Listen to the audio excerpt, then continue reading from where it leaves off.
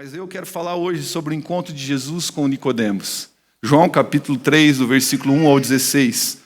Eu vou expor esse texto de uma das histórias mais conhecidas e mais emblemáticas encontradas na palavra de Deus. Aliás, é a partir deste encontro que nós conhecemos o texto mais mencionado e mais decorado por todos os crentes de toda a terra. Qual deles, meus irmãos? João 3? Será que a igreja consegue falar junto? Porque Deus...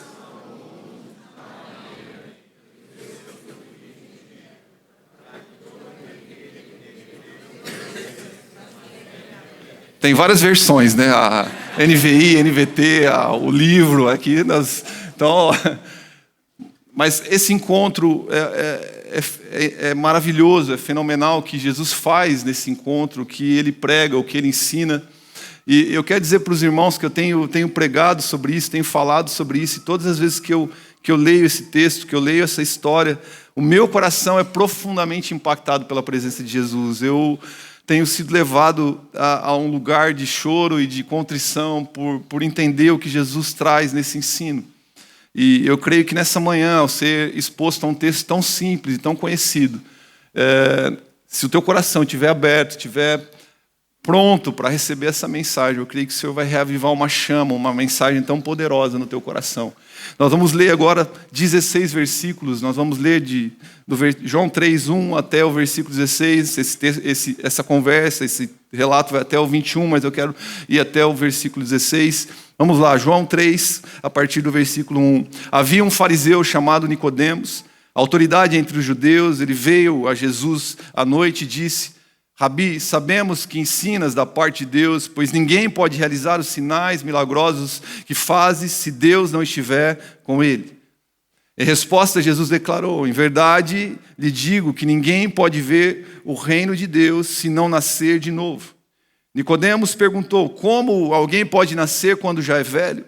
É claro que não pode entrar na segunda vez no ventre da mãe e renascer. Jesus respondeu: em verdade lhe digo que ninguém pode entrar no reino de Deus se não nascer da água e do Espírito. O que nasce da carne é carne, mas o que nasce do Espírito é Espírito. Não se surpreenda pelo fato de eu ter dito: é necessário que vocês nasçam de novo. O vento sopra onde quer, você escuta, mas não pode dizer de onde vem nem para onde vai. Assim acontece com todos os nascidos do Espírito. Nicodemos perguntou: como pode ser isso?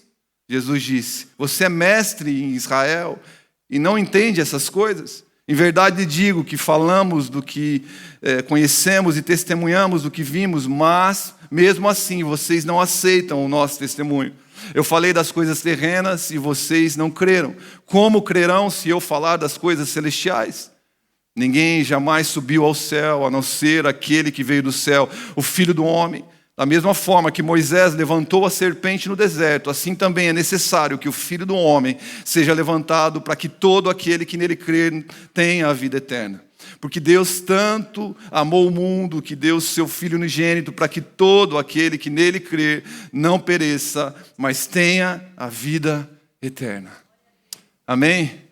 Esse texto é maravilhoso e muito rico. Jesus encontra um homem e é mais um dos encontros improváveis na palavra de Deus. Jesus encontra um homem da elite judaica. E o início do texto já traz as suas patentes, explica um pouco como era esse homem, qual era o nível de autoridade dele. Fala assim: havia um fariseu chamado Nicodemos, autoridade entre os judeus. Nicodemos, Jesus está ali em Jerusalém, a gente vai ver que isso acontece antes, ali no capítulo 2. Aliás, se a gente volta um pouco, um dos textos que nós estudamos na semana passada, no encontro com João Batista, está em João capítulo 1. Depois nós vemos Jesus chegando ali, ele faz o milagre, o primeiro milagre em Caná da Galileia, depois ele se dirige até Jerusalém. Jesus está em Jerusalém para chegar ali na festa da Páscoa. Jesus, é o primeiro momento que ele está em Jerusalém publicamente iniciando o seu ministério. Jesus esteve quando tinha 12 anos em Jerusalém, talvez em outros momentos, mas é a primeira vez que Jesus, no início do seu ministério, ele está em Jerusalém, ele está na cidade de Jerusalém para celebrar a Páscoa. Ele encontra, e vem ao seu encontro, a palavra, não é que ele encontra, vem ao seu encontro um homem chamado Nicodemos, um fariseu. É importante que nós entendamos o contexto, entendamos com quem Jesus está a falar, porque isso vai nos possibilitar perceber um pouco mais o que Jesus quer ensinar, o que Jesus quer trazer, porque Jesus vai trazer um ensino profundo nesse texto a esse homem e a todos nós.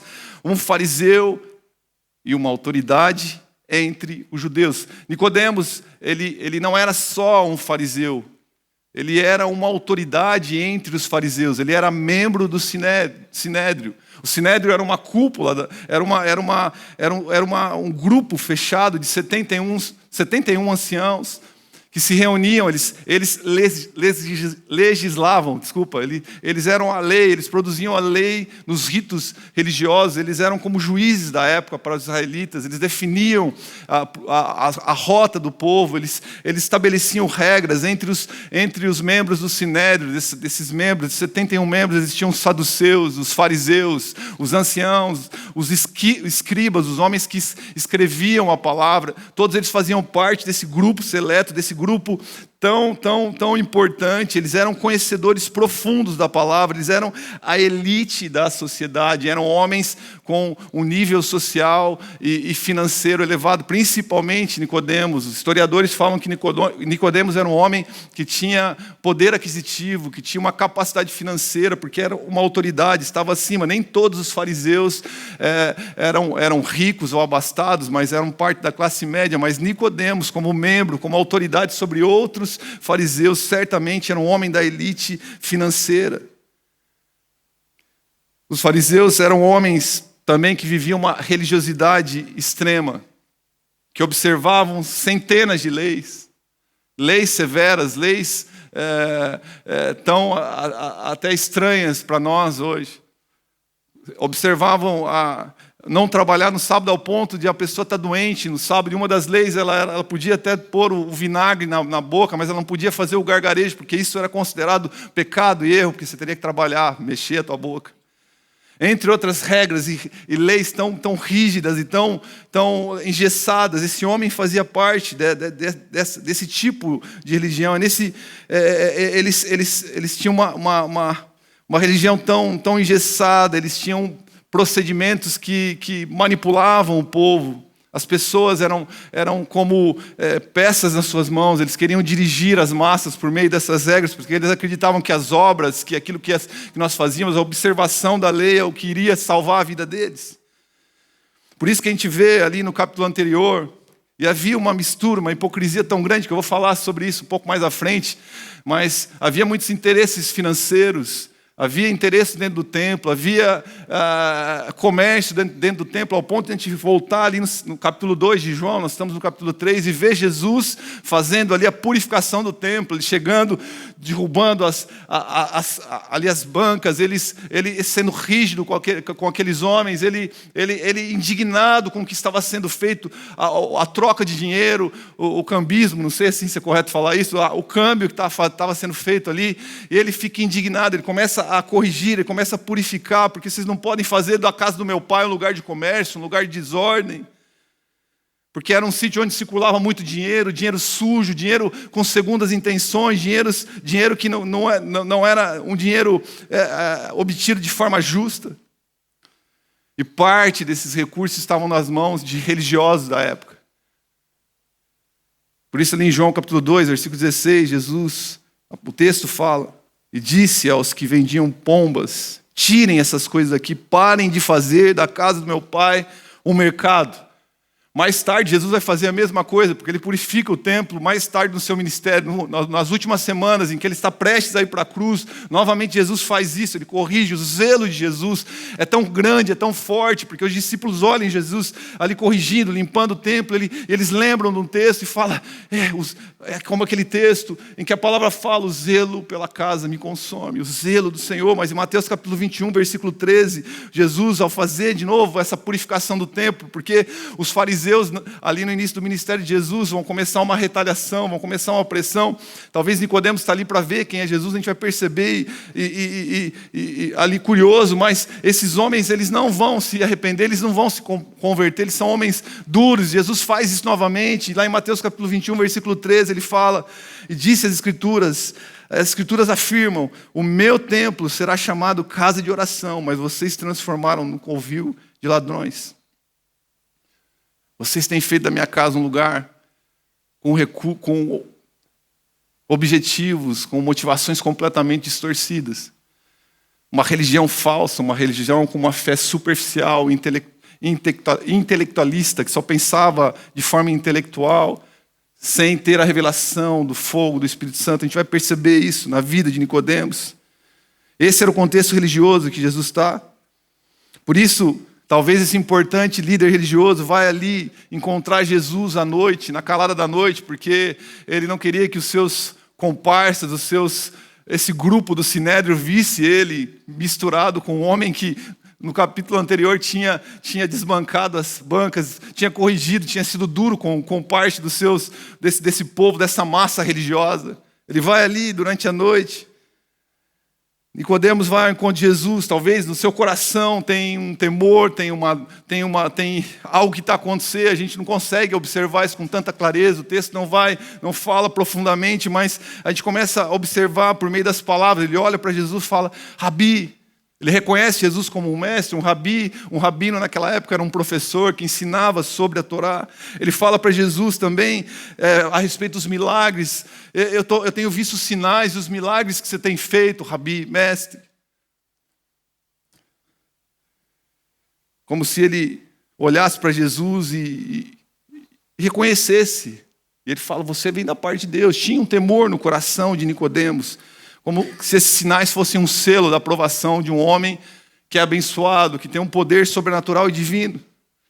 Porque, de fato, era isso que atraía as multidões. De fato, era isso, talvez, que estava atraindo Nicodemos naquele momento. Ele não sabe quem Jesus é, ele não tem a revelação completa, mas aqueles sinais, milagres atraem ele. Ele vem com uma motivação baseada nessas coisas, com uma fé ainda superficial, uma fé ainda rasa. E a gente, ao olhar para o capítulo 2, porque o capítulo 2 está ligado com o capítulo 3, as histórias estão correlacionadas. A gente vai ver ali no final do capítulo 2 de João, a gente consegue perceber um pouco o coração da multidão, a motivação da multidão, e talvez seja essa também a motivação de Nicodemos a estar ali a falar com Jesus. Volta um pouco a tua Bíblia, em João capítulo 2, versículo 23 a 25. A palavra fala: por causa dos sinais que fez em Jerusalém, está a falar sobre Jesus, durante a festa da Páscoa, muitas pessoas creram nele. Jesus, porém, não confiava nelas, pois conhecia bem as pessoas. Não era preciso ninguém dizer-lhe como é a natureza humana, nem o que está dentro dela. Jesus conhece o coração das pessoas. Jesus conhece a motivação das pessoas. A multidão, e talvez Nicodemos, está cheia de segundas, terceiras, quartas intenções, porque há uma multidão a seguir Jesus, mas há uma multidão a seguir a multidão. Há uma multidão que está interessada e está ali, interessada nas mãos de Jesus, no que ele está a fazer. Há uma multidão cheia de interesses próprios, há uma multidão desconectada com um propósito maior, há uma multidão egoísta em busca de soluções imediatas, há uma multidão com uma fé superficial. Mas agora Jesus não está rodeado por uma multidão, não tem tanto barulho, não tem tanta gente, não tem aquele bolo de pessoas que estão à busca de coisas. À sua frente está um homem inquieto e algo levou até Jesus, algo conduz aquele homem até Jesus. Como Jesus, ele conhece a natureza, ele conhece o que está dentro do coração, ele conhece o que se passa dentro do ser humano, não tem nada que está oculto aos olhos de Jesus. Ele vai direto ao ponto ao falar com este homem. Porque ele fala: Jesus, mestre, Jesus, rabino, eu tenho visto os teus milagres, os sinais. Aquilo, para um homem comum, para um homem que busca a aprovação dos outros, talvez a conversa iria para outro ponto, talvez o diálogo continuaria de uma outra forma, mas Jesus conhece as motivações, conhece o que está no coração daquele homem e sabe que existe uma necessidade urgente na vida daquele homem que precisa preencher o coração daquele homem. E ele olha, João capítulo 3, versículo 3, em resposta Jesus declarou: em verdade lhe digo, Nicodemos, que ninguém pode ver o reino de Deus se não nascer de novo. Parece que a conversa está meio desconectada.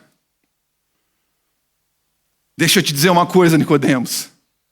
Deixa eu te falar uma coisa, Nicodemos, a posição social, os títulos, a fama, os milagres estão em segundo plano. Essas coisas são muito atraentes para o povo, são muito atraentes para você, Nicodemos, mas nenhuma delas pode te levar à vida eterna. Mas o que de fato é necessário, Nicodemos, é nascer de novo. Você precisa nascer de novo. E esse vai ser o assunto central, a conversa central de Jesus com este homem, chamado Nicodemos. Nicodemos ouve essa resposta de Jesus, parece que ele está muito confuso ainda, ele não está a perceber. E ele faz uma pergunta, uma afirmação um pouco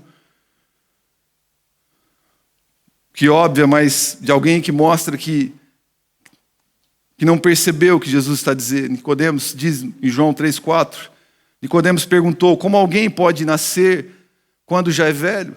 É claro que não pode entrar pela segunda vez no ventre da mãe e renascer. Nicodemos continua preso ao natural, a sua mente racional e o seu coração ainda não conseguem discernir. Porque, embora esse homem fosse um profundo conhecedor da lei, da Torá, sua vida estava tão rodeada de ativismo religioso, ele tinha... ele estava tão rodeado de práticas, de rituais, ao ponto de ter feito de todo o seu estudo, de toda a sua busca intelectual, um Deus em sua vida, um Senhor em sua vida, ao ponto de ele não conseguir ter a revelação.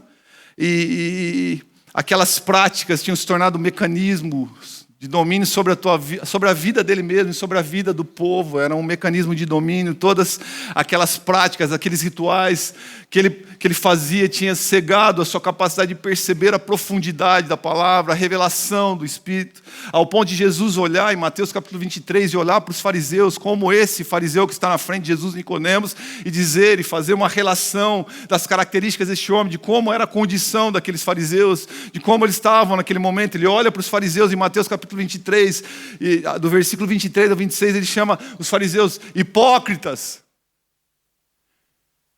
Homens que negligenciam a justiça, a misericórdia e a fidelidade. Guias cegos.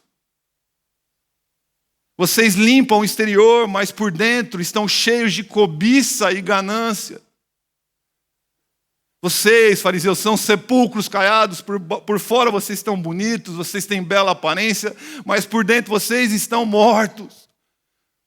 Ele fala também, por fora vocês são justos, mas por dentro vocês estão cheios de iniquidade. É diante dessa classe sacerdotal, é diante dessa classe religiosa que Jesus está ao falar com Nicodemos. Você precisa nascer de novo, Nicodemos. Não é sobre isso, não é sobre o nascimento natural, não é sobre voltar para o ventre da sua mãe, não é isso. Não é mais de novo sobre obras, sobre intelectualismo, sobre tentar entender as coisas racionalmente. É sobre algo mais profundo, urgente. Jesus começa a falar no versículo 5 ao 8. Jesus respondeu: em verdade lhe digo, que ninguém pode entrar no reino de Deus se não nascer da água e do Espírito. O que nasce da carne é carne, mas o que nasce do Espírito é Espírito. Não se surpreenda, Nicodemos, pelo fato de eu te dizer, é necessário que vocês nasçam de novo. Ei, Nicodemos, preste atenção. O que eu estou a dizer é sobre outro tipo de nascimento, porque o que nasce da carne é carne. O primeiro nascimento já aconteceu lá no Éden, o nascimento da carne. Gênesis capítulo 1, versículo 27. Deus criou o homem, estabelece, ali nasce o ser vivente, ali nasce esse corpo, essa matéria. Ele formou o homem, ele abençoou o homem, ele disse ao homem: seja fértil, domine sobre os peixes, se multipliquem sobre a terra. O plano original de Deus estava ali, mas em Gênesis capítulo 3, o pecado entra na humanidade, e ali entra a morte no homem. E o pecado faz separação espiritual entre o homem e Deus, e consequentemente o homem morre espiritualmente. Porque a morte ali não é física, senão seria necessário um segundo nascimento da carne. Adão não morreu, Adão e Eva têm 2 filhos, Caim e Abel. Caim mata Abel. Mas Deus levanta um novo filho da linhagem ali de Abel, Sete, de Sete vem Enos, e a partir da linhagem de Enos, o nome do Senhor começa a ser invocado. Gênesis capítulo 4. Não é sobre isso que Jesus está a falar, ele está a falar sobre um nascimento mais profundo, mais intenso. Porque o homem tinha pecado e morrido espiritualmente. Romanos capítulo 5, versículo 12, quando Adão pecou, o pecado transmitiu-se a toda a raça humana e trouxe como consequência a morte a todos. E todos foram contados como pecadores. E essa morte foi espiritual. Trouxe separação entre o homem e Deus. Mas o que Jesus está dizendo a Nicodemos e a todos nós nessa manhã, uma coisa é urgente, uma coisa é necessária. Que você, Nicodemos, que vocês nasçam de novo. Não fique assustado, Nicodemos. Não fique atônito com o fato do que eu estou te dizendo, Nicodemos. Isso lhe parece um pouco confuso. Isso lhe parece um pouco difícil de entender, não é mesmo, Nicodemos? A tua mente religiosa, a tua mente racional, a tua mente materialista, a tua mente interesseira, não percebe o que eu estou a dizer, mas esse novo nascimento, é necessário que esse novo nascimento venha, e esse novo nascimento é espiritual, e ele começa a acontecer, e Jesus explica como ele vai acontecer. E deixa eu te dizer uma coisa, meus irmãos, igreja do Senhor, igreja Nova Aliança de Aveiro, vai parecer que eu estou sendo redundante, vai parecer que eu estou falando a mesma coisa que eu falei na semana passada, mas Jesus está a chamar pessoas, está a nos chamar a um lugar de arrependimento e contrição profunda nesses dias, meus irmãos. Eu creio que Jesus vai levar homens e mulheres dessa igreja, dessa casa, a andar sobre as ruas, e você vai cair de joelhos no chão, arrependido por coisas que você tem feito, meu irmão. Porque o Espírito Santo vem. Jesus começa a falar, ninguém pode entrar no reino de Deus se não nascer da água e do Espírito. Jesus é didático. Jesus explica com simplicidade e profundidade. Ei, Nicodemos, você precisa nascer da água. Ele fala do que Nicodemos entende, ele fala do que é peculiar a Nicodemos, ele fala do que é uma prática quase que óbvia para Nicodemos, porque Nicodemos era um homem que usava dos rituais de purificação por meio das águas, as bacias, como eu falei na semana passada. Tudo que eles tinham que fazer, eles tinham que lavar suas mãos, eles tinham que banhar o seu corpo, eles deviam estar limpos diante da presença de Deus. Eles eram homens que observavam essa prática, mas as suas práticas iam até ali, até o lavar, até a parte natural. Eu posso pegar os elementos. Eu creio que Jesus também está a falar do batismo. O batismo de João Batista, o batismo para o arrependimento que está ali em Mateus capítulo 3, versículo 11, em que ele fala, eu batizo com água para o arrependimento. O batismo, o lavar, aquilo que Nicodemos entendia, eram símbolos visíveis de algo invisível que Deus estava fazendo nos homens. Mas era uma prática que naquele momento Jesus está a falar, vocês podem fazer isso, vocês têm um limite, vocês podem dar esse passo natural, é até aí que vocês vão, é até aí que seus passos são dados, mas a partir daí tem um segundo nascimento, esse é mais profundo, esse é mais intenso, este é que eu vim trazer para o homem, este é o que eu vim deixar, que é o nascimento do Espírito Santo. É sobre transformação que eu estou a falar para você, Nicodemos. O teu lavar, o teu purificar hoje, ele é visível, ele é aparente, ele é externo, mas eu quero trazer algo mais profundo sobre o seu coração, sobre esses homens que são tão presos a práticas ritualistas. Eu quero falar sobre um nascimento que vem do céu e vem por meio do Espírito Santo. Jesus vai mais fundo. Fala de uma obra sobrenatural, maravilhosa. Quando a gente olha para o Antigo e Novo Testamento, a gente vai encontrar essas figuras do Espírito Santo, da água e do Espírito relacionadas como elementos de transformação, de revolução na vida dos homens. É óbvio que ao olhar o Antigo Testamento, nós vamos ver o Espírito Santo sendo derramado sobre alguns homens. Mas a gente vai ver essa figura da água e do Espírito em todo o Antigo e Novo Testamento como uma figura, como uma alegoria do poder que vem para nos limpar e para nos purificar e para nos transformar. Eu quero que você guarde alguns textos para que você estude em casa novamente sobre textos que apontam para esse ensino que Jesus está a falar aqui em João capítulo 3, versículo 5. Alguns textos como Tito capítulo 3, versículo 5, eu não tenho tempo de ler todos eles. Mas eu amo a palavra. Quantos amam a palavra de Deus? Efésios capítulo 5, versículo 26, Isaías 33, 15. Não vai projetar? Eu não mandei? Eu mando à noite. Tito 3, 5, Efésios 5, 26, Isaías 32, 15, Isaías 44, 3, Joel capítulo 2, versículo 28, versículo 29, são textos que fazem essa relação clara entre o Espírito, a água e o Espírito como elementos de purificação, de transformação. Mas uma das passagens mais esclarecedoras no Antigo Testamento sobre João capítulo 3, versículo 5, que é o texto que eu estou a expor agora, né? Esse versículo está em Ezequiel capítulo 36, do versículo 25 ao 27.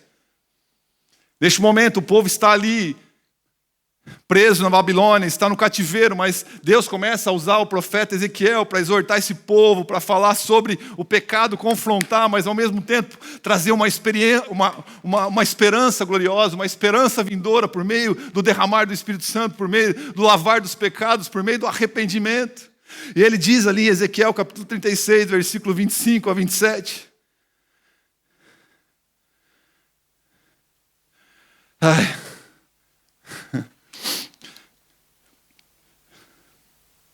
Aspergirei água pura sobre vocês. Vocês ficarão puros. Eu os purificarei de todas as suas impurezas, de todos os seus ídolos. Eu lhes darei um coração novo e porei um espírito novo no interior de vocês. Tirarei de vocês o coração de pedra, em troca darei um coração de carne. Porei meu espírito no interior de vocês e os levarei a agir segundo os meus estatutos e a obedecer fielmente as minhas ordenanças.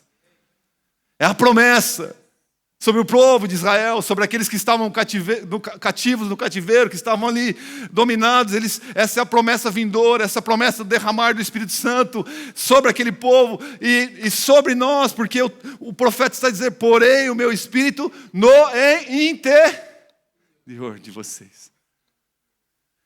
E os levarei por meio do meu Espírito a agir segundo os meus mandamentos. O Espírito Santo convence o homem do pecado, da justiça e do juízo. É sobre isso que Jesus estava a falar com Nicodemos. Até aquele momento, Nicodemos estava vivendo a força do seu braço, debaixo de regras, de legislações, debaixo de ordenanças, sabe aquela liturgia tão dura, tão engessada, que você pode colocar na igreja, obrigar as pessoas a fazer, faça isso, faça aquilo outro, você fica quase com uma prancheta correndo atrás dos membros, mas eles ainda não, aqueles homens não eram convencidos, eles não tinham convencimento, o Espírito Santo não agia, não era algo natural, não era algo que fluía, como Jesus disse, ali em Mateus capítulo 7, do teu interior fluirão rios de água viva, a falar sobre o Espírito Santo. Um coração cheio de regras, leis, de ídolos, para obter a salvação. Mas Jesus está a lhe falar sobre uma transformação interior de coração, por intermédio do novo nascimento. Talvez você esteja aqui nessa manhã cansado, sem esperança, em suas idas e vindas de uma terra chamada pecado, com o sobrenome instabilidade.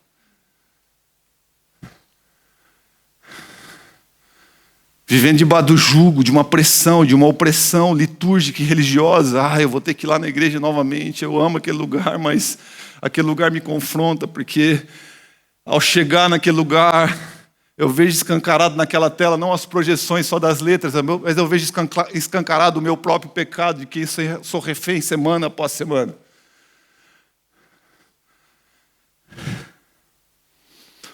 Talvez você esteja nessa situação, preso em práticas antigas, debaixo do jugo da condenação, e você fala: não consigo, não há esperança, não tem jeito. Mas deixa eu te dar uma notícia nessa manhã, que é a mesma notícia que Jesus estava dando para Nicodemos naquela noite escura. que não era só escura naturalmente, mas havia uma escuridão dentro do coração de Nicodemos, e Jesus traz uma luz para ele e fala: é necessário, Nicodemos, que você nasça de novo. E a palavra novo ali no original, no grego, é um nascimento do céu. Eu acho que eu trouxe ali o significado, algo que vem do alto, algo absolutamente novo, inédito, que nunca existiu, é passar da morte para a vida. Ei, Nicodemos, Jesus, eu, Filho de Deus, posso pegar todas essas coisas, esses temores, toda essa hipocrisia, toda essa ganância, e eu posso fazer zerar tudo isso. Você vai ser uma nova criatura, não na tua força, não na tua capacidade, na graça e no poder do Espírito Santo.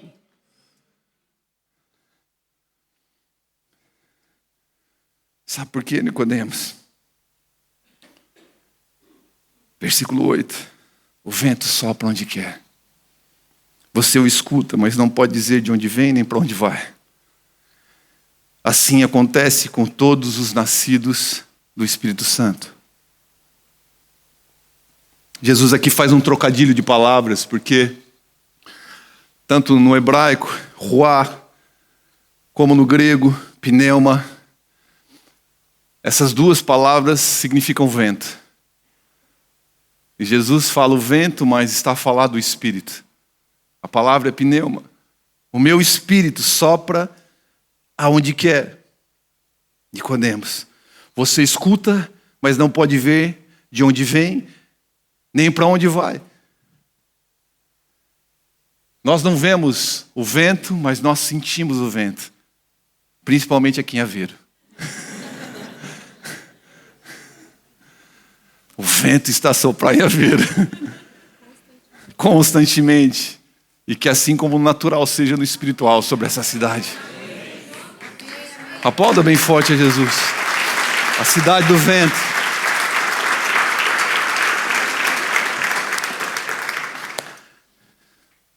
A cidade do sal, do vento e da luz. O sal das salinas, a luz lá da Barra, o farol da Barra e o vento do Espírito. Hã? Farol de Ilha, mas Aveiro, do distrito. Uma cidade com símbolos tão poderosos. Eu creio que isso já tenha acontecido nessa terra. A presença dos irmãos aqui nessa manhã representa que o fogo, que o vento, que a luz tem brilhado nessa cidade. Que o sal tem salgado essa terra. Amém, meus irmãos? O Espírito sopra onde quer, meus irmãos. Nós não vemos o Espírito, mas nós percebemos o Espírito Santo quando ele vem. O Espírito sopra onde quer. Ele não está condicionado a tempo, ele não está condicionado a espaço, ele não está condicionado a hora, ele não se move, ele se move em toda parte. E ele vem em resposta a um coração contrito.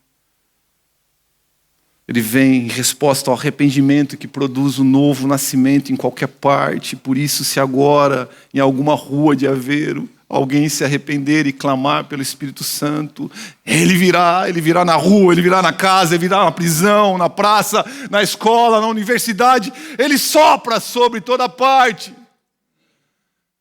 Não está refém a um apóstolo, não está refém a de um pastor, não está refém do líder de célula, não está refém de nenhuma autoridade religiosa. Eles são meios, são canais sim, mas o Espírito Santo sopra sobre todas as pessoas. O Espírito Santo sopra sobre você, meu irmão, sobre a sua casa.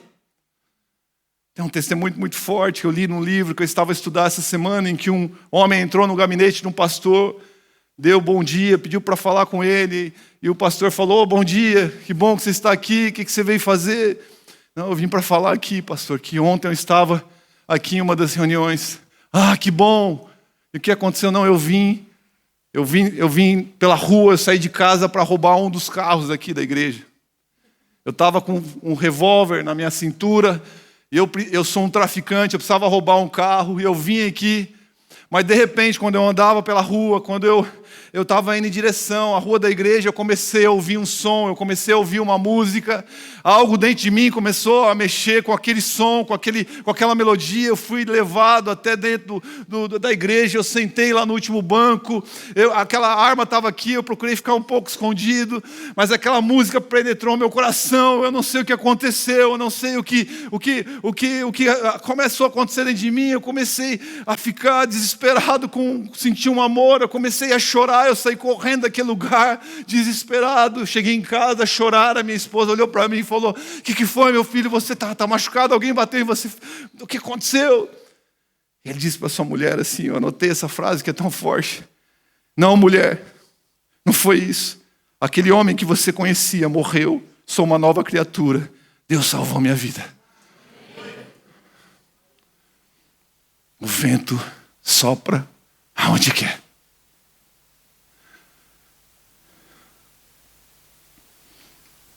Versículo 9 e 10. O texto continua. Nicodemos perguntou: como pode ser isso, Jesus?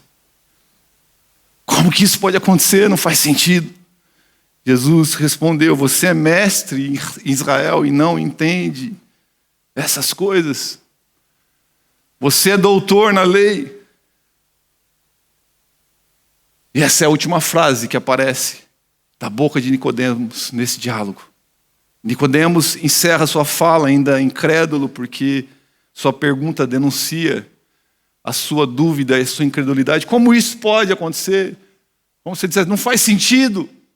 O vento, o que é isso? Nascer de novo, o que é isso? Uma pergunta de alguém que quer entender antes de crer. Uma pergunta de uma fé simplesmente intelectual. E aí eu amo a frase do grupo universitário lá do Brasil, que diz que nós precisamos ter uma razão que crê, uma fé que pensa.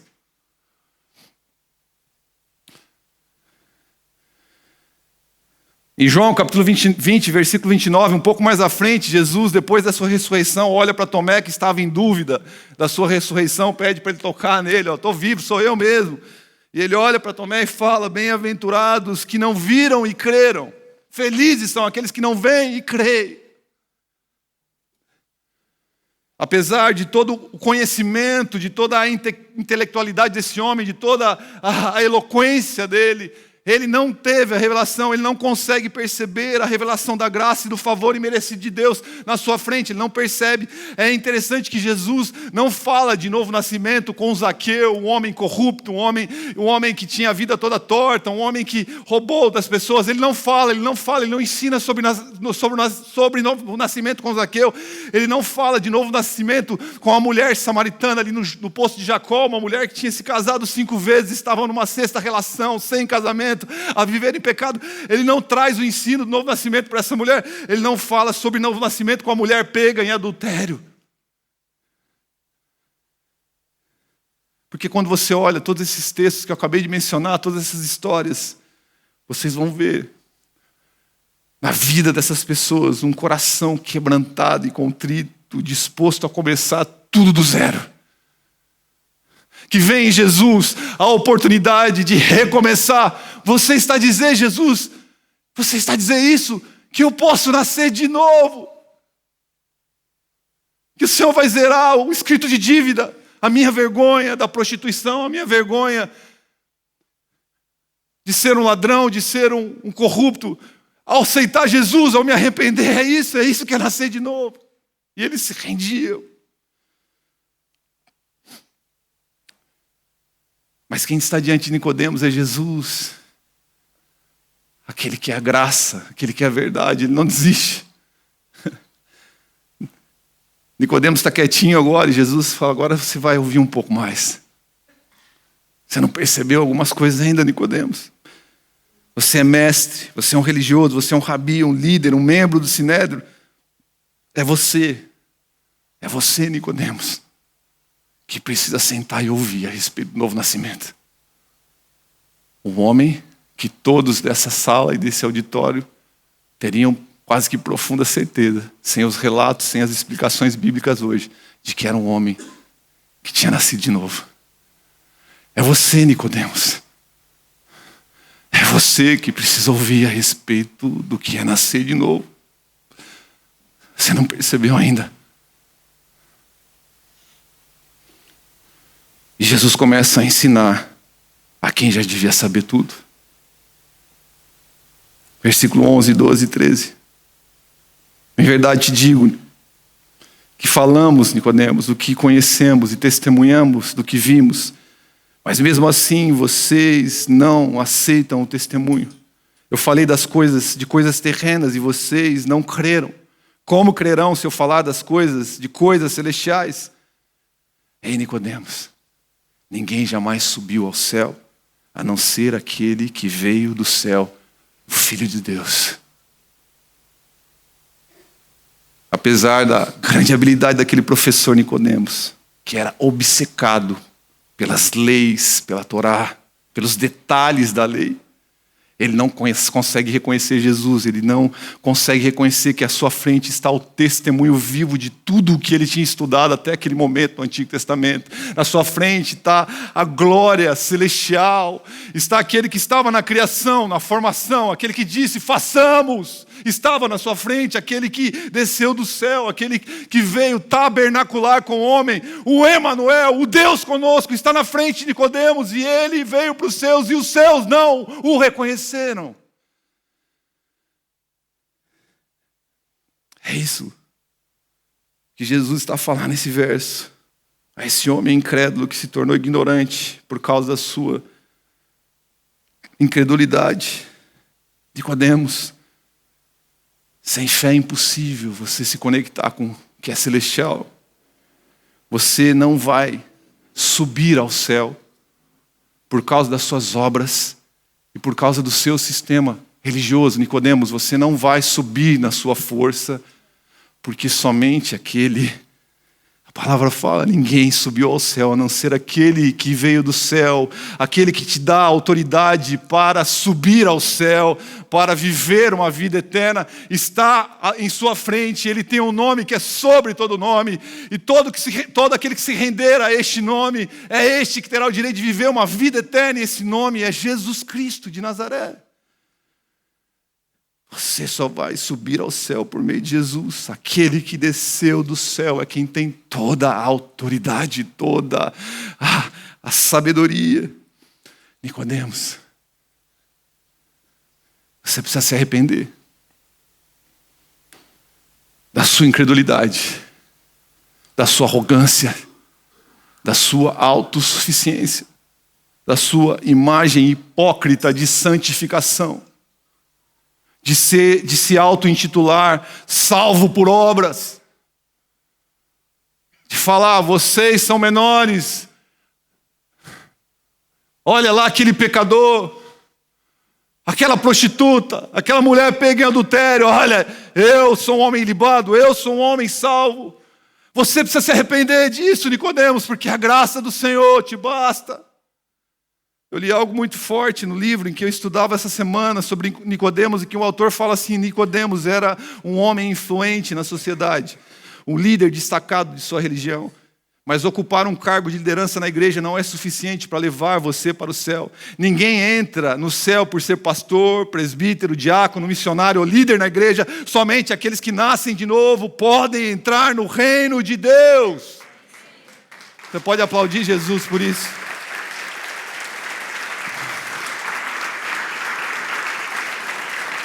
A autoridade e a salvação está somente em Jesus, que é divino, celestial, santo, o Filho de Deus. Nicodemos, um mestre, um rabino, tinha que reconhecer que ele estava perdido. Eu falo com muito temor e muita reverência nessa manhã para você, meu irmão, que está aqui na igreja, porque todos nós somos iguais perante a graça maravilhosa de Jesus Cristo, que nos alcançou. Talvez alguns de nós que estamos sentados aqui nessa manhã precisamos reconhecer que nós estamos perdidos. perdidos em nosso ativismo religioso, perdido em nossas hipócritas imagens de santidade, perdido em nossa arrogância e orgulho, perdido em nosso conhecimento intelectual, perdido em nossa riqueza e dinheiro que nos sustenta, que é como nosso elo de segurança, perdido em tantas coisas, perdido no pecado, perdido na promiscuidade, perdido em situações que tem colocado à margem da palavra de Deus. Talvez alguns estejam perdidos na sua própria bondade, na sua própria imagem, que não pode ser riscada, que não pode ser maculada. Olha como eu sou, olha como eu sou bom, olha, eu mereço o céu. Mas deixa eu te dizer uma coisa, assim como Jesus disse para Nicodemos naquele dia, está a dizer para nós nessa manhã: ninguém jamais subiu ao céu, a não ser aquele que veio do céu, o Filho do Homem. Ele é o caminho, a verdade, a vida. Ninguém vem ao Pai a não ser por meio de Jesus Cristo. Eu estou a encerrar. Vou ler mais os dois textos, os dois versículos. Quero deixar o versículo 16 para fechar a mensagem dessa manhã. Versículo 14 e 15. É tão maravilhoso o que Jesus diz aqui. Que se nós tivermos a consciência, o entendimento do que Jesus está a ensinar aqui, meus irmãos, os nossos joelhos estarão sempre ao chão. As nossas vaidades, as nossas glórias, as nossas coroas serão colocadas no chão, como os 24 anciãos que estão diante dele. Colocam as coroas ao chão e dizem: digno é o Cordeiro, ele é santo, ele é soberano. E Jesus continua. Da mesma forma que Moisés levantou a serpente no deserto, assim também é necessário que o Filho do Homem seja levantado, para que todo aquele que nele crer tenha a vida eterna. Sabe, Nicodemos, deixa eu ser mais didático com você, já que você não entendeu sobre nascer de novo, já que você não entendeu sobre o que eu estou falando, está a trazer confusão ao ponto de você dizer: mas como isso é possível? Você não entendeu sobre o vento? Deixa eu falar na linguagem que você entende, Nicodemos. Deixa eu falar sobre o Antigo Testamento. Você é mestre da Torá, do Pentateuco, Nicodemos? Então vamos comigo lá para Números, capítulo 21, e eu vou te contar uma história. Para ver se você entende, eu vou desenhar, Nicodemos. E Jesus conta uma história que está em Números capítulo 21, em que o povo está a vagar pelo deserto. Logo após de uma vitória, se você vai no início de Números capítulo 21, você vai ver o povo vitorioso sobre a batalha, o povo está caminhando, o Senhor está abençoando esse povo, mas é um povo obstinado, um povo que não se rende, é um povo egoísta. Esse povo começa a andar ali no deserto e começa a murmurar, começa a reclamar contra Deus e contra Moisés. Esse povo tem a arrogância de reclamar do alimento, da comida, de reclamar do maná que Deus mandou do céu. Eles começam a reclamar do maná, meus irmãos. E aí Deus olha essa murmuração, essa reclamação, esse pecado da incredulidade. E Deus traz um juízo sobre esse povo, envia para aquele arraial, para onde o povo está, várias serpentes venenosas. E aquelas serpentes começam a morder, não é a picar, né? A cobra não pica, ela morde. Não é isso, meus irmãos? É isso ou não? Está certo? Vocês estão em dúvida. As cobras começam a morder o calcanhar, os israelitas começam a morrer. E aquele povo, mais uma vez, começa a se arrepender, começa a se lançar aos pés ali de Moisés. A Bíblia não é tão clara, não tem tantos detalhes. E, por favor, nós fomos maus, nós pecamos. Moisés, ora ao Senhor. Moisés vai lá, ora, se coloca como intercessor entre o povo e Deus. E Deus traz para eles, tem misericórdia desse povo e providencia uma salvação. Números capítulo 21, versículo 8 e 9. O Senhor disse a Moisés: faça uma serpente, coloque-a no alto de um poste. Quem for mordido e olhar para ela viverá. Moisés fez então uma serpente de bronze e colocou em um poste, quando alguém era mordido por uma serpente, olhava para a serpente de bronze, permanecia vivo. Eu começo a imaginar aquele povo sendo mordido por aquela serpente, aquele veneno entrando no corpo daquele povo. Eu que já fiz muitas trilhas no mato, já vi muitas cobras, já vi cascavel, já vi coral. Quando você é mordido por uma cascavel, você tem aí 4 a 6 horas, o seu corpo começa a inchar, a sua vista começa a ficar turva. Eu não sei que serpente que era, que tipo de cobra é, mas normalmente quando você é inoculado por um veneno, a reação começa a vir no corpo. Imagina aquele povo a rastejar, a cair no chão, a ficar desesperado, e de sofrimento, em dor, enquanto eles iam rendidos ali, eles iam se arrastando, eles olhavam para o alto e instantaneamente eles recebiam uma salvação da morte. É isso que Jesus fez, é isso que Jesus estava a dizer para Nicodemos, e a nós hoje, todos nós fomos inoculados pelo veneno mortal do pecado, estávamos mortos espiritualmente, mas Cristo Jesus, em sua graça e misericórdia, foi pendurado no madeiro, se fez maldito por nós, para que todo aquele que nele crê tenha vida eterna.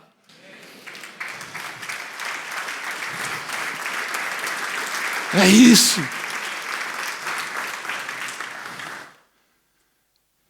É necessário se arrepender, como aquele povo aos pés do poste, destinados a morrer, mas que ao olhar para o alto receberam a vida. É crendo em Jesus que passamos da morte para a vida, João 5:24. É olhando para a cruz. É tendo a plena convicção de que nós estávamos mortos em nossos pecados, que nós éramos os mais miseráveis de todos os homens. E nos arrependemos diante daquele que se tornou maldito por nós, na cruz do Calvário. Eu quero chamar os músicos para que eu leia o último versículo dessa manhã do texto em tela, para que oremos. João 3,16, porque Deus tanto amou o mundo, que deu seu Filho unigênito, para que todo aquele que nele crê não pereça, mas tenha a vida eterna. Ei, Nicodemos. Ei, Igreja Nova Aliança de Aveiro. Esse é o amor de Deus por nós.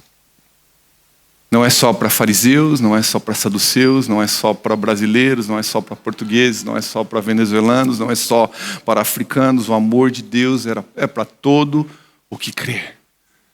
Todo o que crer, homem, mulher, criança, jovem, adolescente, é para o mestre, é para o agricultor, é para o médico, é para o pintor, é para o motorista, é para quem está a limpar o balcão, é para o ladrão, é para o corrupto, é para a prostituta, é para o mentiroso, é para o violento, é para o adúltero. O amor de Deus é para todo que nele crê. O teu sangue, nós fomos comprados pelo sangue de Cristo. Gente de toda língua, todo povo e toda nação. Apocalipse 5, versículo 9. Porque Deus amou o mundo. E essa foi a esperança de todos os marginalizados na época de Jesus. Eu já disse isso essa manhã, mas eu quero ratificar isso, reforçar isso. Essa foi a esperança para todos os que estavam à margem nos dias de Jesus. Jesus quer dizer que nós também podemos nascer de novo. É isso mesmo, Jesus. Toda a minha vergonha será perdoada. Eu posso ser uma nova criatura e começar tudo do zero, Jesus. É isso, Jesus, que o teu amor fez por mim na cruz do Calvário. É isso mesmo que Jesus estava a falar. É isso. É isso. É isso, Edson. É isso, Diego. É isso, Natan. É isso, Rosana. É isso que Jesus estava a ensinar, porque é isso que Ele está a fazer. É o nascimento do céu. E para o céu, nada é impossível. Ele pacifica o violento. Ele transforma o ganancioso em generoso. Ele dá alegria ao que estava em profunda depressão.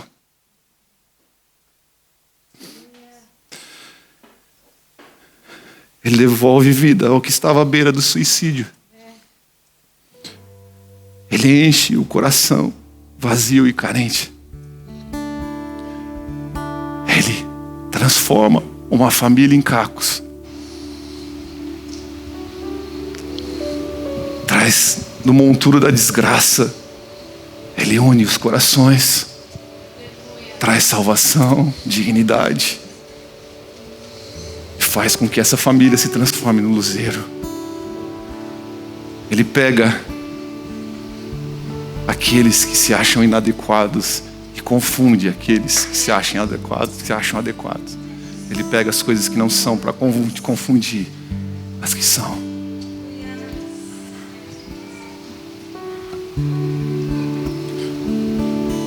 E a condição é crer em Jesus.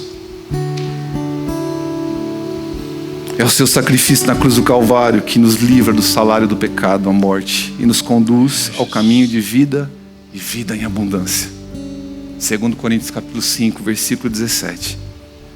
Assim, se alguém está em Cristo, nova criatura é.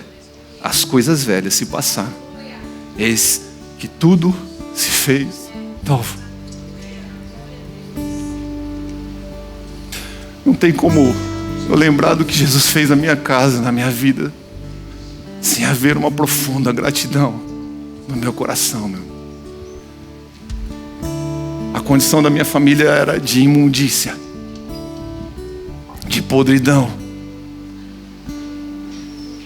de separação, de divórcio, de tragédia, de violência, de abuso.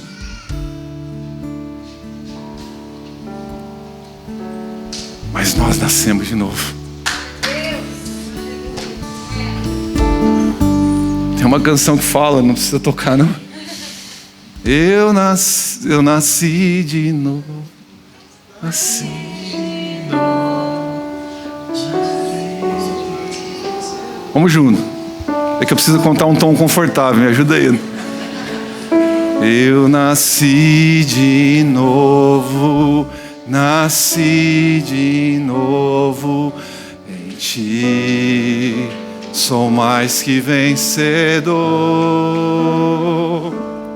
Eu nasci de novo, faz-me ver assim como sou. Eu nasci de novo. Nasci de novo em ti, sou mais que vencedor. Eu nasci de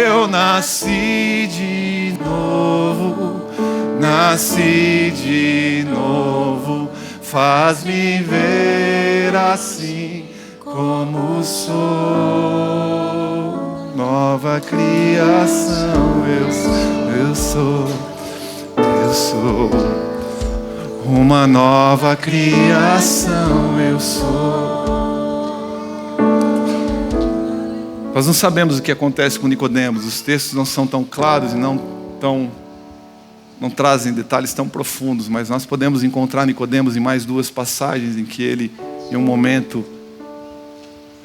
fala em favor de Jesus ali e se coloca numa posição de questionar os acusadores dele, de fazer um contraponto, mas o momento mais profundo que nós encontramos e que revela o que Jesus talvez tenha feito no coração dele é ver Nicodemos, depois da morte de Cristo, indo com José de Arimateia, levar perfumes e bálsamos até o corpo de Jesus para sepultá-lo. Jesus fez algo no coração deste homem. Um homem cheio de dúvidas, um homem tão parecido como todos ou alguns de nós que estamos aqui nessa manhã. Mas uma coisa é necessária: nascer de novo. E o acesso está em Cristo Jesus, porque Deus amou o mundo de tal maneira, Ele enviou o seu Filho. Queria que você ficasse em pé. E o que a gente aprende? O que nós aprendemos desse encontro de Nicodemos com Jesus? Vamos repetir ali, vai estar em tela. Vamos contar até 3. Eu quero que você fale isso comigo. 1, 2, 3.